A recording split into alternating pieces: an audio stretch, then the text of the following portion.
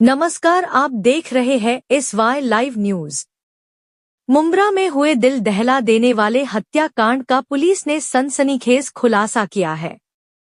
मामूली विवाद के चलते दो सगे भाइयों ने 23 वर्षीय अमन मुस्तकीन शेख की बेरहमी से हत्या कर दी। पहचान छिपाने के लिए शव का सिर धड़ से अलग कर दिया गया और दोनों हाथ भी काट दिए गए।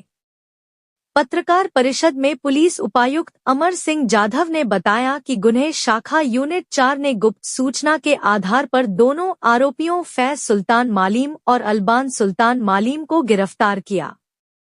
पूछताछ में आरोपियों ने पुरानी रंजिश के कारण हत्या की बात कबूल कर ली। पुलिस ने हत्या के दौरान बनाया गया वीडियो भी आरोपियों के मोबाइल से बरामद कर लिया है। पुलिस के अनुसार मुख्य आरोपी के खिलाफ पहले से भी हत्या समेत कई गंभीर आपराधिक मामले दर्ज हैं। फिलहाल मामले की आगे की जांच जारी है। मुंब्रा हद्दीमध्ये एक अननोन डेड बॉडी मिळाली होती, जी कुजलेल्या अवस्थेमध्ये होती। त्या अनुषंगाने मुंब्रा पोलीस स्टेशनला ADR अकस्मात दाखल होता।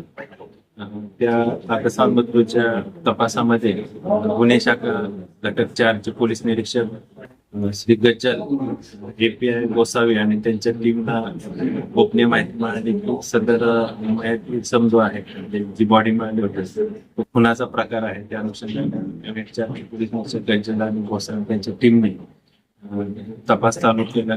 तपासाच्या अनुषंगाने 2 संशयित इसम यांना ताब्यात घेतलं। फैज सुलतान मालीम आणि अल्बान सुलतान मालीम हे दोघे राहणारे शिवनगरच्या हद्दीमधले आहेत। त्या दोघांना ताब्यात घेऊन त्यांच्याकडे सखोल विचारपूस केली। त्याचबरोबर जे काय पुरावे चौकशीमध्ये निष्पन्न झाले त्या पुराव्यांची जुळवाजुळव केली। त्यामध्ये निष्पन्न झाले की या दोन्ही आरोपींनी मयताचा खून केलेला आहे। त्या अनुषंगानं काल मुंब्रा पोलीस स्टेशनमध्ये खुनाचा गुन्हा दाखल करण्यात आलेला आहे। दोन्ही आरोपींना अटक केलेली आहे। आरोपींचा पोलीस कोठडी रिमांड 20 तारखेपर्यंत। मयत आणि जे आरोपी आहेत त्यांच्यामध्ये 15 मार्च रोजी किरकोळ वाद झाला होता। त्या वादाच्या कारणाने त्यांनी खून केला।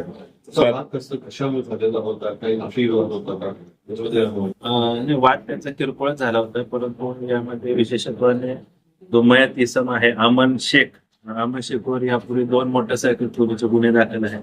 त्याचबरोबर आरोपी फैजान सुलतान मालीम त्याच्यावर देखील 2 गुन्हे दाखल आहेत। मुंब्रा पोलीस स्टेशन येथे खुनाचा पूर्वी गुन्हा दाखल आहे, त्याचबरोबर मारामारीचा गुन्हा देखील। ज्यावेळी आम्हाला गुन्हे शाखेला माहिती मिळाली की सदर इसमाचा खून झालेला आहे, त्या अनुषंगाने आम्ही तपास करून खून झाल्याचं निष्पन्न केलं। किरकोळ हा कारण कळलंय का? कारण की शिवीगाळ वाद झाला होता। त्या दोघांचा दोन्ही मयत आणि आरोपी हे दोन्ही गुन्हेगारी पार्श्वभूमी आहे।